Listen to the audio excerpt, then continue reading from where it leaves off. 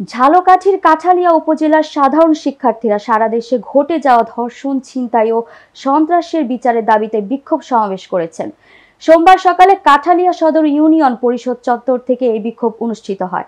বিক্ষোভটি উপজেলার প্রধান সড়ক প্রদক্ষিণ করে বাস স্ট্যান্ডে এসে সমাবেশে মিলিত হয়। এতে উপজেলার বিভিন্ন শিক্ষা প্রতিষ্ঠানের শত শত সাধারণ শিক্ষার্থী অংশগ্রহণ করে।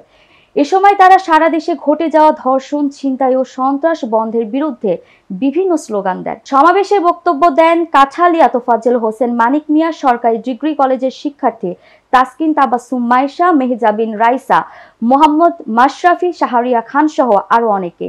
এ সময় বক্তারা স্বরাষ্ট্র উপদেষ্টার কাছে ধর্ষণ, ছিনতাই ও সন্ত্রাস বন্ধের জোর দাবি জানান। আজ খুব দুঃখের সাথে বলতে হয়, আমার বোনের রক্তের উপর পাড়া দিয়ে ধর্ষকরা হেঁটে যাচ্ছে। ধর্ষকদের এই বাংলায় কোনো মতেই ঠাঁই দেওয়া যাবে না।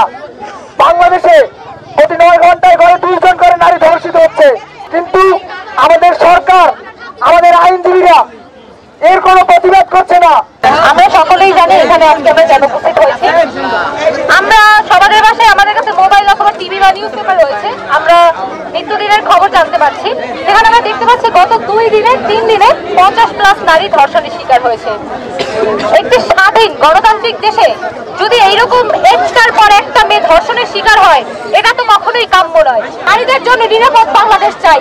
অতএব দেশের সর্বস্তরের জনগণ, শিক্ষার্থী ও সচেতন নাগরিকদের প্রতি আহ্বান জানাচ্ছি, নিজ নিজ অবস্থান থেকে ধর্ষণের বিরুদ্ধে সোচ্চার হন, ন্যায় বিচার প্রতিষ্ঠার আন্দোলনে যুক্ত হন। জানি গত 2-3 দিনে সারা দেশে 50+ নারী ধর্ষণ হয়েছে। তারপরে আমাদের স্বরাষ্ট্রমন্ত্রী, সে উপদেষ্টারা, সমন্বয়করা কেন চুপ, নীরব কেন? একমাত্র শাস্তি হবে মৃত্যুদণ্ড। আমরা সহ্য করবো না। যারা আমাদের মা বোনের প্রতি